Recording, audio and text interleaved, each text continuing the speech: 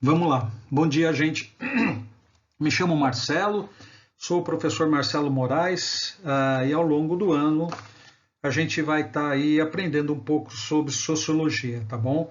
Eu vou dividir sociologia com o professor Adson e também divido geografia com o professor Matheus, que vocês já conhecem, tá? Nossa primeira aula, que é hoje, 25/4, eu vou falar um pouco sobre o surgimento da sociologia e quais foram os processos, fatores e fenômenos históricos, movimentos históricos, que faz com que surja a ciência, a sociologia como ciência, tá bom?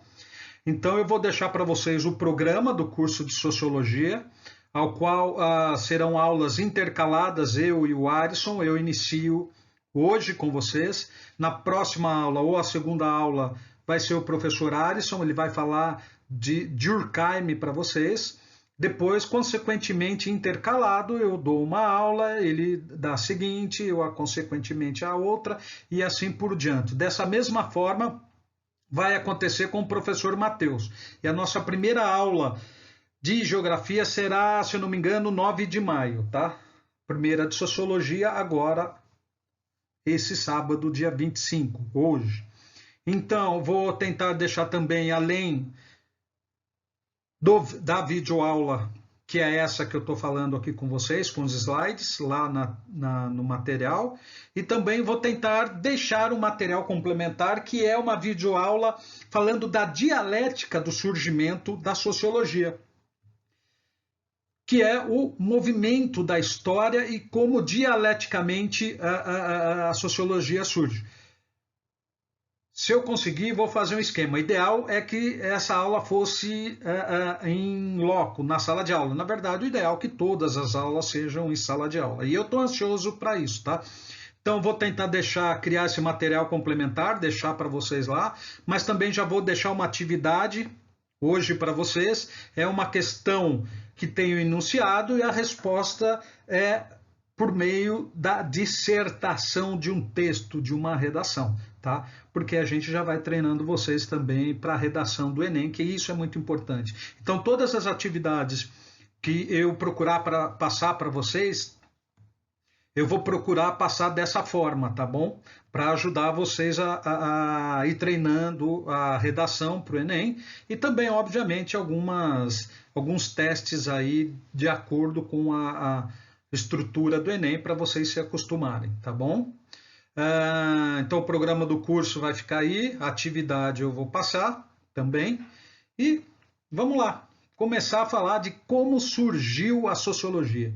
Primeiro, a sociologia ela surge como ciência que vai tentar explicar a vida social, que vai tentar explicar exatamente as grandes mudanças sociais radicais que estão acontecendo em determinado período da história, e essas mudanças radicais são exatamente o resultado do processo de surgimento do capitalismo. Então vejam, há grandes transformações radicais no mundo, sobretudo na Europa, determinado período da história.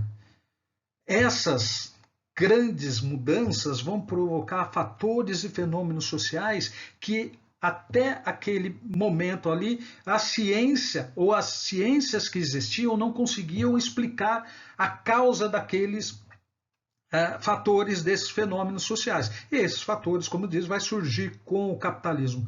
Portanto, a sociologia ela surge na primeira metade do século XIX, a partir da ideia do filósofo francês Auguste Comte, que eu vou falar sobre ele mais para frente. Comte ele é um tipo de pai fundador, uma espécie de pai fundador da sociologia, tá? Porque ele entende que a sociedade europeia está passando por aquele turbilhão de transformações ali. Então, como começam essas transformações? A gente não tem uma data ideal, mas a gente tem o quê? Períodos históricos que são movimentos que ajudam a entender melhor essas transformações sociais. Então, esses contextos sociais, o contexto histórico da sociologia, desencadeia por conta de uma nova organização social, industrial, que é consequência da Revolução Industrial e que tem que ser compreendida por meio de uma análise social, que é a sociologia que vai fazer essa análise, porque até então não havia uma ciência capaz de explicar esses fenômenos aí. Então a gente parte agora para os contextos históricos. Tá?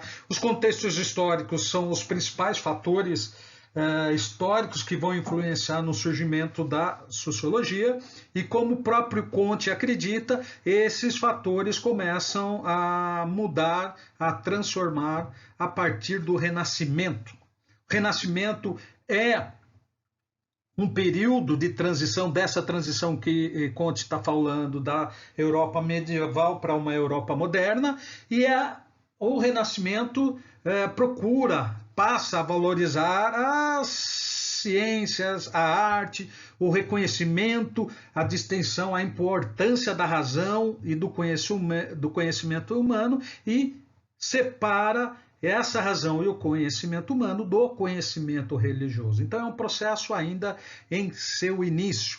Então é a retomada, o Renascimento é a retomada, tá bom, dos valores da antiguidade clássica, que vai buscar sobretudo lá a razão e os conhecimentos humanos. Então a gente tem aí, Renascimento é um movimento artístico, científico, filosófico, criado na Itália por volta do século XIV. Veja, ó, é por volta do século XIV, porque não tem uma data específica, dia 5 de janeiro de 1400, de 1315, inicia o Renascimento. Não, não é dessa forma que acontece, tá? Mas a gente propõe movimentos, períodos históricos e dá uma denominação para ficar melhor para a gente entender. Tá? Esse é a disciplina de história. E para acontecer esses movimentos, para entender esses movimentos históricos, vai surgir a sociologia. Aí eu tenho como um símbolo do Renascimento a pintura de Leonardo da Vinci, o homem vitruviano, que vai representar exatamente esse ideal da busca dos valores da antiguidade clássica grega.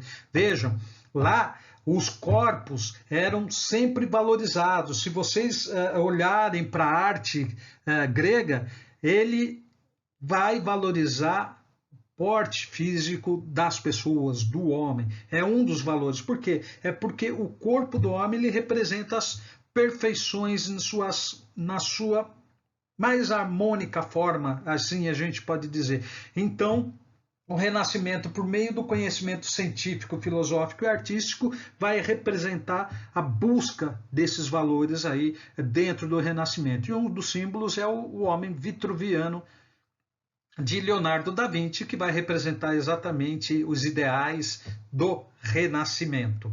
Aí a gente tem, consequentemente, o surgimento do capitalismo. Olha, aqui, de fato, acontecem grandes transformações radicais na sociedade humana, sobretudo na sociedade europeia. Tá?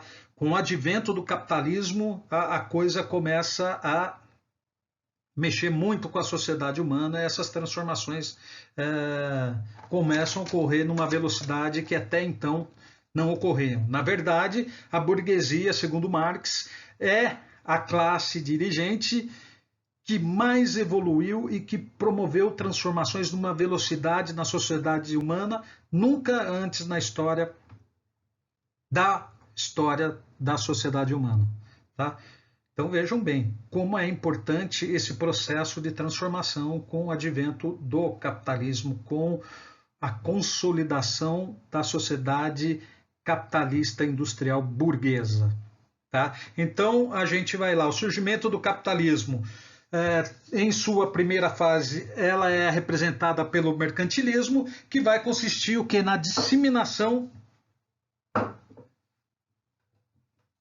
ou na expansão marítima e comercial, que vai possibilitar um desenvolvimento econômico mais complexo.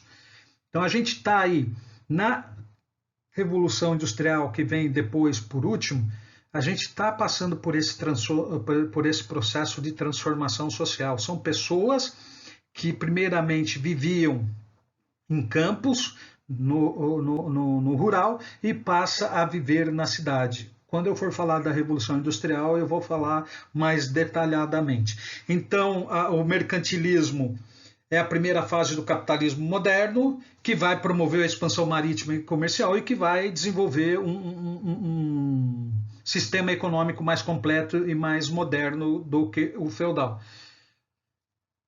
Nesse momento, a gente tem dois países despontando como vanguarda desse processo mercantilista, que é Portugal e Espanha, e, consequentemente, vão, através do mercantilismo, promover as grandes navegações e vão adentrar mar afora aí e vão descobrir as colônias, vão começar a explorar as colônias. Então, essa expansão marítima vai ajudar no descobrimento das colônias das Américas, da África, da Índia e até parte da Ásia. Esse é o primeiro momento do surgimento do capitalismo, que é o mercantilismo, que já promove essas transformações. Aí a gente tem o iluminismo. Se nós pudéssemos dizer que o iluminismo, ou que a história fosse linear, um cronograma, uma linha reta aqui, nós diríamos que o iluminismo é o desenvolvimento, a evolução do Renascimento. De certa forma é, tá? Mas as coisas não acontecem da forma que a gente pensa que acontece. Então o iluminismo é uma nova concepção intelectual e política que surge com o iluminismo. É a Idade das Luzes. As ideias de igualdade e de disseminação do conhecimento intelectual vão se propagar pela humanidade, traz então a ideia, olha, a ideia de razão, de conhecimento, que está lá no Renascimento. Então, portanto, o iluminismo também retoma, de certa forma, os valores da antiguidade clássica grega, no que se diz respeito à retomada da razão e do conhecimento pelo homem. Tá bom? Então, portanto, há o entendimento de uma evolução moral e social e, portanto, essa evolução moral e social ela só ocorre de acordo com a evolução intelectual. Por isso que a gente entende que o iluminismo é uma concepção intelectual de política que vai surgir aí com as luzes, com os iluministas, que são pensadores burgueses também. Então, o que a gente pode falar? Qual é o movimento iluminista em relação à crítica ao antigo regime? É a crítica ao mercantilismo, que estava concentrado na mão de dois países. A gente está falando de iluminismo, a gente está falando da França, praticamente. Tá? A gente está falando de uma crítica ao absolutismo monárquico, que é um regime de governo feudal, onde o poder está concentrado na mão de uma única pessoa. Quem é essa única pessoa? É o déspota, é o rei, que uma vez designado por Deus, quem questiona a pessoa que é designada por Deus para governar as pessoas. Tá? Então, a gente está saindo, quer dizer, o iluminismo faz a crítica a esse absolutismo monárquico exatamente porque ele está na mão de uma única pessoa e aquela classe ascendente, que é a burguesia, não tem, por exemplo, seus interesses atendidos nesse regime de governo, nessa sociedade feudal. Defende a liberdade econômica, ou seja, sem a intervenção do Estado. Defende o antropocentrismo, ou seja, avanço da ciência e da razão. E também defende o predomínio da sociedade burguesa e seus ideais, que são esses que estão colocados aí no slide. Então, portanto, o iluminismo é a retomada de valores clássicos da antiguidade grega, e quando a gente fala ali, o antropocentrismo, a gente está falando da substituição do teocentrismo pelo antropocentrismo. O que isso quer dizer? Que se no primeiro momento, num regime absolutista monárquico ali, Deus é o centro do mundo, agora ele é colocado de lado e quem assume sua própria responsabilidade e a própria responsabilidade de transformação do mundo é o homem. Então, Deus sai do centro e agora quem é o centro do mundo é o homem. Por isso, o antropocentrismo luta pelo avanço da ciência e pelo avanço da razão, do conhecimento do homem. Então, portanto, agora o homem é responsável pela sua própria sorte e pela sua transformação na condição de vida. Não está mais na mão de Deus a transformação do homem. Tá? Esse é o iluminismo. Aí a gente vai para as grandes revoluções. Deixa eu passar aqui. São as grandes revoluções: a gloriosa, a industrial, a americana e a francesa, por último e mais importante. Gente, embora a gente não fale muito da Revolução Americana, que acontece antes da Revolução Francesa e acontece com princípios iluministas, ela é tão importante quanto a Revolução Francesa. É que a Revolução Francesa, a gente está falando da Europa, e ali no século XVIII, XIX, o centro do mundo é a Europa. A Inglaterra, a França são as grandes potências. E são esses países que tomam a frente nesse processo de transformação. E mais, essas 4 revoluções aí, elas têm princípios burgueses. É por isso que são chamadas de revoluções burguesas. E todas elas vai trazer uma nova forma de pensar o Estado, afastando o antigo regime, que é aquele absolutismo monárquico, e dando lugar à república, ou ao republicanismo, que altera a lógica social e governamental, muda completamente. Gente, está vendo como as transformações sociais que vão levar ao surgimento da sociologia são radicais? A gente sai, por exemplo, de um modo de Estado, de uma forma de Estado, de regime de governo, para outra forma de Estado e regime de governo completamente diferente. Não só a lógica governamental, mas a lógica social, a lógica tecnológica, artística, literária. Essas revoluções, essas transformações, elas vão atravessar todo o corpo social. É incrível, é um processo de transformação muito rápido e veloz. Tá? Marx já falava, antes ou até então, não tinha havido nenhuma classe como a classe burguesa que promove uma transformação da sociedade tão rápida, numa velocidade tão rápida quanto a própria burguesia. Não é? Então, até aquele momento ali, a história ela caminhava quase que naturalmente, sem que alguém tomasse para si a responsabilidade dessa transformação radical. E quem foi isso? E foi uma classe revolucionária naquele momento, foi a burguesia. Tá bom? Então, a revolução de cunho, de perspectiva burguesa, é a gloriosa, que acontece em 688, 689.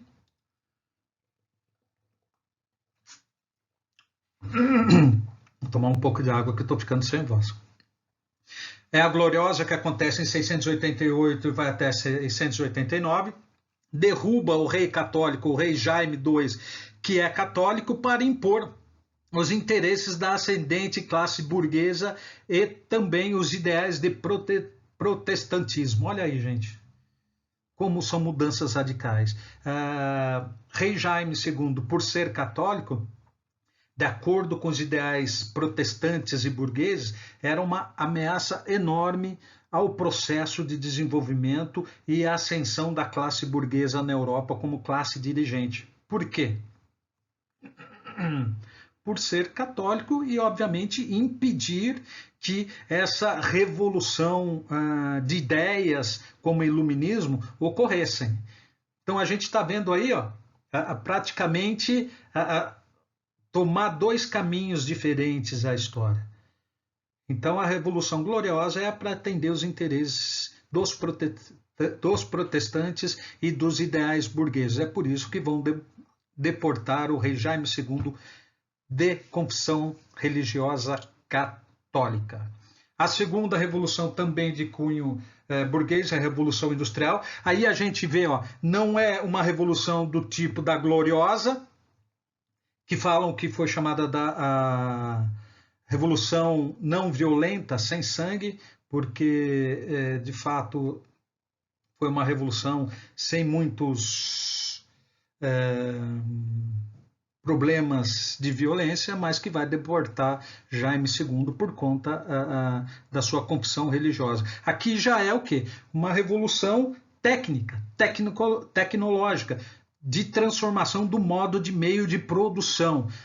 A Evolução Industrial acontece em 760, 840, provoca mudanças no método do meio de produção, ou seja, sai o modo de produção artesanal, mais amplamente o modo de meio de produção feudal, artesanal, e entra o método manufatureiro, ou seja, entra o modo de meio de produção capitalista. Sai o artesanato, entra a maquinaria. Mas, gente, vejam bem, depois eu vou mostrar para vocês aí nos próximos slides a questão do surgimento do capitalismo. Quando o modo de produção manufatureiro substitui o artesanal, não é o que a gente vê hoje, ou viu no início do século XX, linha de produção de carro, indústrias de transformações manufatureiras, por aí vai. Não, a revolução começa nas indústrias têxteis, tá? A indústria têxtil é que vai sofrer a primeira transformação. Então a gente vai sair do teor, né? Do tear, desculpa, artesanal, onde as pessoas trabalham manualmente ali para produzir um casaco, uma calça, alguma vestimenta, e vai para o tear mecânico. Esse tear mecânico já é uma máquina gigantesca, concentrada num único local, e ali vai trabalhar mais de uma pessoa. Então aí a gente já está falando de outra transformação radical. Se no primeiro momento só uma única pessoa trabalha no tear, em casa, no espaço dele ali, agora ele já tem que se deslocar para a cidade e para a fábrica para conseguir trabalho. Tá? Ele já não é mais proprietário do seu próprio trabalho, ele vai ter que vender sua mão de obra para troco de salário no final do mês. O que acontece aí? Outras mudanças radicais. As pessoas que viviam dispersas no campo passam a viver na cidade. Então há uma concentração muito grande populacional na cidade. Essa também as transformações da Revolução Industrial, ou seja, há uma explosão demográfica e essas cidades não estão preparadas, não têm estrutura para receber essas pessoas. Então nessas fábricas há um amontoado de gente sem condições boas de trabalho, sem direitos de trabalho e mulheres e crianças trabalhando de 14 a 16 horas. Tinha muita gente que morria ali, morria prensada na prensa, na água fervente, que tinha lavanderia com maquinário agora. Tá? Um exemplo para vocês entenderem o que eu estou falando é o filme As Sufragistas. As Sufragistas está ali no início do século XX, e as mulheres que trabalham nessas grandes indústrias de lavanderia sofrem isso que estou te falando. Muitas delas nascem dentro da fábrica e morrem dentro da fábrica, trabalhando 12, 16 horas, 14 horas por dia. Tá? Sofrem acidente, não têm direito nenhum, e as sufragistas retratam um pouco isso, que as mulheres na Inglaterra vão lutar pelo direito do sufrágio, ou seja, pelo direito de votar. Tá? Olha só o que provoca a Revolução Industrial. Então a gente tem aí as pessoas que viviam dispersas no campo vão viver concentrada no centro urbano, ou seja, há uma explosão demográfica muito grande na cidade, devido à abertura das indústrias. À medida que as indústrias vão abrindo, crescendo, vão o quê? Admitindo pessoas, e as pessoas que não têm mais trabalho no campo acabam indo para a cidade para tentar emprego nessas indústrias, principalmente e sobretudo na Inglaterra. Então os grandes centros surgem repentinamente, sem estrutura para abrigar tantas pessoas. Os postos de trabalho não são suficientes, não atende todo mundo. E, portanto, aí começa a desencadear problemas sociais e sanitários, como, por exemplo, doenças, fome, miséria, desigualdade social e alta criminalidade. Olha só o que a gente está vendo acontecer. Mas aí você vai falar, Marcelo, não havia criminalidade, as pessoas não cometiam crime, não tinha fome? Obviamente que fome e crime sempre houve na história da sociedade humana. O que acontece agora é que esses fatos e fenômenos sociais se aprofundam com essa nova forma de organização social. Então, uma outra configuração. Se esses fatos aconteciam de forma esporádica antes, agora elas acontecem com muito mais frequência e com muito mais pessoas, por conta dessa nova forma da organização social. E também traz transformações radicais e as novidades técnicas, tecnológicas. Como eu falei para vocês, sai o modo de produção artesanal, entra o modo de produção manufatureiro. Então, a Revolução Industrial é também uma revolução de cunho burguês e que, obviamente, como vocês viram, vão trazer uma série de questões de mudanças radicais que vai promover o surgimento da sociologia, a ciência social que tenta explicar esses fatos e fenômenos. A outra revolução é americana, acontece em 1776, como eu disse, acontece antes da francesa. Ela acontece depois do Tratado de Paris de 1763, em que Inglaterra e França, como países imperialistas, potências europeias industriais, vão decidir nesse tratado uma troca entre colônias. E as colônias americanas, as colônias inglesas na América do Norte, sobretudo as 13 colônias, já vinham num conflito com a metrópole Inglaterra, e a partir então desse tratado aí há um processo de agravamento desse conflito, provocando a independência americana em 4 de julho de 1766. A Revolução Americana também tem princípios iluministas, tá? Por último, a Revolução Francesa. Vamos passar aqui, ó, Revolução Industrial, Revolução Francesa, como eu falei para vocês. A Revolução Francesa acontece em 1789, tá? É um período de intensa agitação política social na França. Tem impacto duradouro na história da sociedade francesa e, consequentemente, de todo o continente europeu. É a derrubada da monarquia absoluta que há séculos vinha governando a França, mas em 3 anos ela é dissolvida.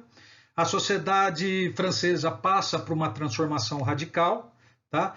E a Revolução Francesa vai derrubar, vai tomar de assalto o poder da aristocracia francesa e vai derrubar os privilégios feudais e aristocráticos, sobretudo religiosos. Eles vão simplesmente evaporar, vão ser varridos da sociedade francesa. Então, esses privilégios são varridos. Os antigos ideais da tradição e das hierarquias monárquicas aristocráticas da Igreja Católica foram derrubados e entra no lugar, substitui esses ideais absolutistas de tradição monárquica a concepção de liberdade, igualdade e fraternidade. Então vejam, os revolucionários acabam com o antigo regime francês e abrem os olhos para o mundo para uma política mais inclusiva, porque até então era exclusiva. Vejam, mas quem são esses revolucionários franceses? É a própria classe burguesa, dividida em 2 frações da burguesia. Girondinos, que era, a gente pode dizer, que era uma fração mais abstrata, mais que defendia uma revolução, uma transformação não violenta, e os jacobinos, que já partiam para a ação, para a prática, e que eram muito mais radicais do que os girondinos. Vejam, não quer dizer que outras classes sociais não participam da Revolução Francesa, mas quem é a dirigente dessa revolução é a classe burguesa. A gente tem os trabalhadores, tem os miseráveis auxiliando, tem os camponeses auxiliando nessa revolução, nessa praticamente guerra civil, e que vai culminar com a queda do antigo regime francês e vai ser substituído pelos ideais iluministas. Tanto é que em 14 de julho de 1789 tem a queda da Bastilha, o povo toma a Bastilha, que é um símbolo da aristocracia francesa, e aí cai por terra todos os ideais monárquicos. Por que hierarquia? Porque quem assumia o poder sempre era filho, sobrinho, de acordo com a ordem de substituição aristocrática. O rei podia definir quem estava ou não apto, segundo a ordem de Deus. Lembrem, quem designa o rei para governar o povo? Deus. Tá? Então, sempre Deus era o centro do mundo e era através das vontades de Deus que era, obviamente, determinada as organizações governamentais e o governante da sociedade. Vamos para a próxima? Oi, pessoal. Então, tive um probleminha aqui com o vídeo. Vamos lá. Então, agora eu vou falar sobre o surgimento da sociologia no Brasil, que tem algo assim parecido como o próprio surgimento da sociologia como ciência, tá? Então, Antônio Cândido vai estabelecer dois momentos importantes na sociologia brasileira, que está ali entre 1890 e 1940. Então, o primeiro momento vai até 40 e 1940 e o outro momento surge a partir de 1940, tendo como intermédio a década de 30. O primeiro período não era movido por sociólogos especialistas, mas por estudiosos com interesse de conhecer a cultura e a sociedade brasileira de uma forma geral. Então, a gente pode dizer que esses primeiros sociólogos eram sociólogos ensaístas, então não eram especialistas e, portanto, não eram sociólogos de formação. Quem eram esses ensaístas? Geralmente médicos, engenheiros e pessoas relacionadas ao mundo jurídico, os juristas. Então, a gente pode dizer, fazendo uma análise sociológica desses primeiros sociólogos, que é uma sociologia higienista. Por quê?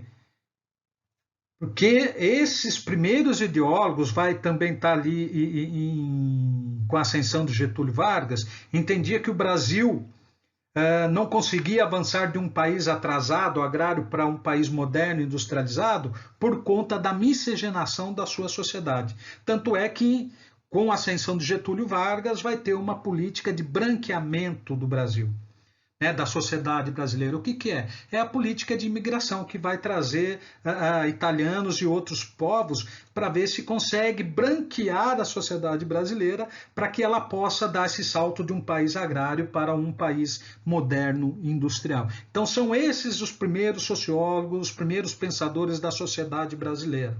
Tá? Eles entendem a sociedade brasileira como um povo atrasado. Tem alguns ideólogos que usam termos agressivos e ofensivos para a sociedade brasileira, como, por exemplo, patuleia, ralé, que significa o quê? Que era uma sociedade que, por conta da sua miscigenação, não tinha poder de organização, não tinha inteligência suficientemente para promover exatamente esse salto tecnológico, esse desenvolvimento de um país agrário para um país industrial moderno. Então era esse tipo de pensamento da sociologia até 1930. Tá bom? E a partir de 33 começam a aparecer aí então estudiosos de sociologia que passam a fomentar uma produção socióloga brasileira mais especializada, por meio de estudos, de métodos científicos. É lógico que isso vai se desenvolver ao longo do ano. Então, são sociólogos que são formados pela Escola Livre de Sociologia e Política de São Paulo, que vai estar vinculada à USP. A USP é inaugurada em 1934 e traz para ser seu primeiro reitor o antropólogo francês Lévi-Strauss. Então vejam, o ensino, a sociologia, o ensino superior e a próprio ensino como um todo no Brasil tem influência, tem grande influência do ensino francês. Então Lévi-Strauss é o primeiro reitor da USP que o governo brasileiro vai trazer para inaugurar a USP. Então, a princípio, como eu falei para você, a sociologia era estudada por juristas, médicos, engenheiros, que tinham o objetivo de estabelecer novos parâmetros para o Estado brasileiro. Aquilo que eu falei, entre eles a política de branqueamento. Depois, ali, entre 1900 e 1930, a gente tem importantes sociólogos. A gente tem, por exemplo, Gilberto Freire, tá? Que nasce em 1900, morre em 1989. Separei aqui duas grandes obras de Gilberto Freire, Casa Grande e Senzala, que vai falar da sociedade escravagista brasileira, que vai falar Casa Grande, o senhor proprietário de terra, como que vivem ali, e como que as pessoas escravizadas vivem na Senzala, e como que se dá essa formação social naquele momento. E o outro fala aqui de Sobrados e Mucambo, que vai falar exatamente da decadência do patriarquismo rural. Vai falar da decadência desse primeiro processo aí de fazendeiros, senhores de escravo, tá? Então esse é um dos importantes, Gilberto Freire. Seguida a gente tem Sérgio Buarque de Holanda, que nasce em 1902, falece em 1982. Vai escrever Raízes do Brasil, é um livro, é um ensaio também, que aborda aspectos centrais da história da cultura brasileira, Raízes do Brasil. Então ele está ali quase com a Grande Senzala, parecido com a Casa Grande Senzala e Sobrados e Mucambo. É muito interessante, para a gente entender um pouco mais o povo brasileiro. E tem também o Homem Cordial. Sérgio Buarque de Holanda vai escrever sobre o homem brasileiro de acordo com virtudes elogiadas, tão elogiadas por estrangeiro, como a hospitalidade e a generosidade, que representam um traço definido do caráter brasileiro. Então, o Homem Cordial de Sérgio Buarque de Holanda vai retratar o perfil generoso e hospitaleiro do brasileiro em relação ao estrangeiro. A gente, hoje em dia, tem visto que não temos nada de cordialidade, pelo contrário, a sociedade brasileira é e sempre foi uma sociedade extremamente violenta, com fortes repressões violentas por parte do Estado em relação ao seu povo, sobretudo o povo mais pobre. Depois a gente tem Caio Prado Júnior, esse está mais na perspectiva econômica, mas está falando também sobre a formação do Brasil contemporâneo e a história econômica do Brasil. Nasce em 1907, falece em 1990. Aí a gente tem o maior de todos, Florestan Fernandes, que nasce em 1920, morre em 1995, e tem tantos livros dele. Eu separei aqui A Revolução Burguesa no Brasil e a Integração do Negro nas Sociedades de Classes, no limiar de uma nova era. Florestan Fernandes também está tentando compreender como a Revolução Burguesa ou o desenvolvimento econômico do Brasil vai promover uma grande desigualdade, vai promover uma grande exclusão social. Tá? Ele está tentando falar isso. E a história de Florestan Fernandes é bem importante, bem legal, viu, gente? Ele era garçom num bar ali na Sé e vai se tornar o maior sociólogo brasileiro formado na USP. E por último, Darcy Ribeiro, que nasce em 22 e vai morrer em 1997. Tá? Ele, aqui eu deixo como exemplo a obra dele, O Povo Brasileiro. O que é essa obra? A obra do povo brasileiro vai retratar como se forma o povo brasileiro.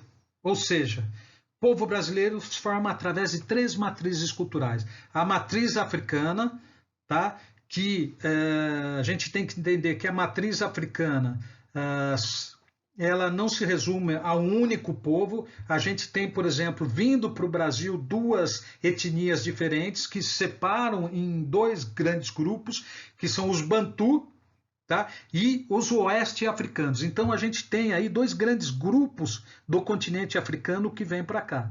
É por isso que a gente tem diferença enorme entre a sociedade, o povo africano. Tá? É bom entender isso. Não se pode entender a África como uma coisa só. É uma diversidade de etnia cultural muito grande, econômica, política. Tá? A segunda matriz é a matriz lusitana, que são os portugueses, e a terceira é a matriz tupi, que são indígenas. Então, Darcy Ribeiro desenvolve essa tese e que nós somos hoje, a formação do povo brasileiro, parte dessas 3 matrizes culturais. Mas você vai falar, Marcelo, e os italianos, japoneses, alemães? É verdade, mas eles vieram depois. No final do século XIX, início do século XX, para substituir muitos a mão de obra escrava, e outros como também para branquear a sociedade brasileira. Então, a gente encerra aqui com esses autores do surgimento da sociologia no Brasil, com Darcy Ribeiro, que vai escrever O Povo Brasileiro, que fala da formação do povo brasileiro, e a matriz africana, lusitana e tupi, que vai ser o quê? O povo que vai formar o que nós somos hoje. Termino aqui essa parte de surgimento da sociologia e vou falar um pouquinho bem rápido sobre Auguste Comte, que já está no tempo aqui a aula. Estou vendo que está terminando o meu tempo aqui de gravação. Tá? Auguste Comte nasce em 1798, falece em 1857, é um filósofo francês considerado o pai fundador, uma espécie de pai fundador do positivismo e da sociologia. Tá? Então,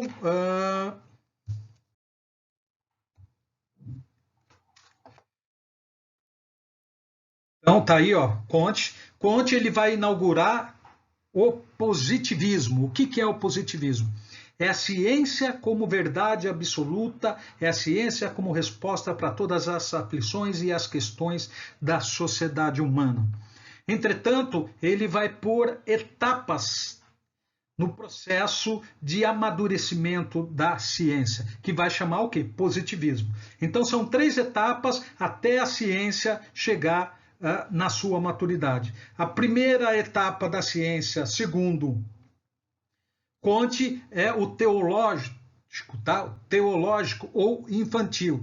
Nesse primeiro momento, a ciência explica os fenômenos como resultantes de uma ação de vontade livre, de uma vontade divina. Então, todos os fenômenos naturais e sociais que ocorrem são por conta da vontade de Deus. Por isso, teológico, infantil. Ainda a ciência está encaminhando para a sua maturidade. Um segundo momento, que é o metafísico, e o metafísico, os fenômenos são atribuídos à abstração, chamadas de causas. Que são as causas? Algumas causalidades provocam alguns fatos e fenômenos sociais e naturais. Então, ainda a ciência não responde a esses fenômenos. Quais são as causas? São causas naturais, simplesmente. Já tem uma evolução aí, mas ainda a gente entende que a ciência não explica as causas e os fenômenos naturais. E, por último, o positivismo.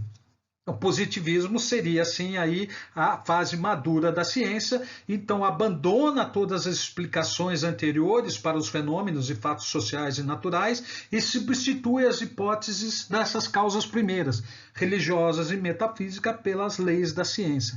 Então, aqui nesse momento é quando se determina, se cria o positivismo como ciência e, portanto, o positivismo como resposta a todas as questões, a todas as aflições da humanidade. Quais são as aflições? Desigualdade social, fome, miséria, criminalidade. Então, o positivismo vai dar o quê? Resposta a todas essas situações. Fecho aqui, Comte, foi bem rápido.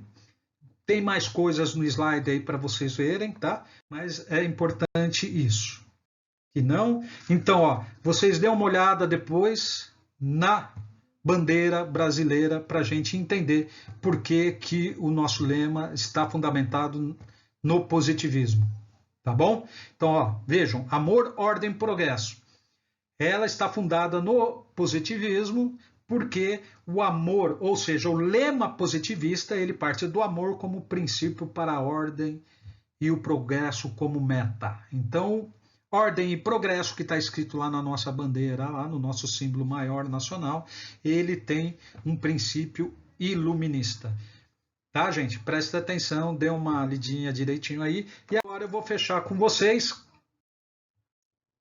Oi, pessoal. Então, para terminar, eu vou falar como as ciências sociais está dividida no Brasil e em alguns outros países. As ciências sociais, na verdade, eu estou falando da sociologia. Então, ela está num guarda-chuva de área de conhecimento maior, que é as ciências humanas, e dentro desse guarda-chuva tem as ciências sociais. Dentro das ciências sociais, a gente tem 3 linhas de pensamento. Antropologia, ciência política, sociologia. Antropologia estuda as origens, evolução e desenvolvimento físico e cultural da humanidade enquanto sociedade. Então ela vai estudar costumes, raças e crenças. A gente tem linhas de pensamento para explicar essa evolução, como funcionalismo, como estruturalismo, que é a perspectiva, a linha de pesquisa do primeiro reitor da USP, o professor Lévi-Strauss. Depois a gente tem a ciência política, que vai estudar as relações de poder entre Estado e sociedade, vai estudar sistema partidário, político, sistema eleitorais, desenvolvimento econômico, que é o que eu estudo dentro da ciência política, e as correlações de força que existem na sociedade pela disputa do poder. E por último, a sociologia propriamente dita, que estuda fatos e fenômenos sociais, criminalidade, desemprego, violência doméstica, sistema de saúde, educação, e pus aí o café com ponto de interrogação. Por quê? Porque a sociologia pode estudar, de fato, aquele momento em que as pessoas na empresa vão tomar café. O que leva as pessoas, em determinado período do trabalho do dia, a tomar café? É só tomar café? Ou aquela reuniãozinha ali de pessoas que vão tomar café tem algo mais a dizer? Então, esse momento que as pessoas vão tomar café pode dizer muito mais do que simplesmente o ato de tomar café. Tá? Encerro aqui. Muito obrigado por vocês assistirem a aula. Espero ter passado um pouquinho de conhecimento para vocês e em breve espero estar junto com vocês. Tá? Bom dia, um grande beijo a todos. Tchau, tchau.